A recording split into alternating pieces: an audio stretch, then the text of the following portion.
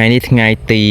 9ខែ6 2025បងប្អូនណាហ្នឹងហើយអញ្ចឹងមានន័យថាស្មៅនេះគឺយើងច្រូតបានមួយសប្តាហ៍ជាង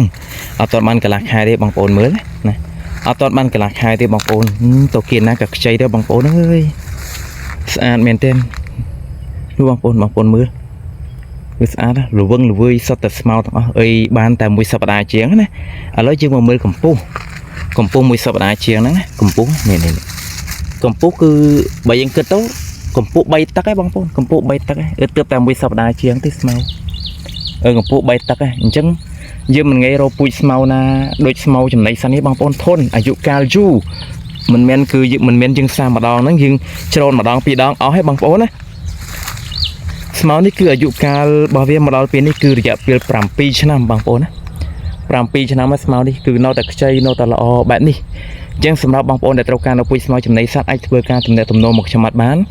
តាមរយៈលេខទូរស័ព្ទពីខ្សែគឺ090 8583 25និង09935 85និង35ខ្ញុំបានមានសេវាសម្រាប់ផ្ញើចេញគ្រប់ខេត្តក្រុងនៅក្នុងប្រទេសកម្ពុជាហើយសូមបញ្ជាក់ស្មៅ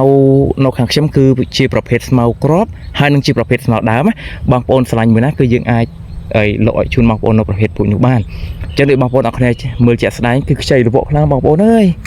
គួរស៊ីមិនអស់ទេហ្នឹងហើយបងប្អូនណាខ្វះស្មៅអាច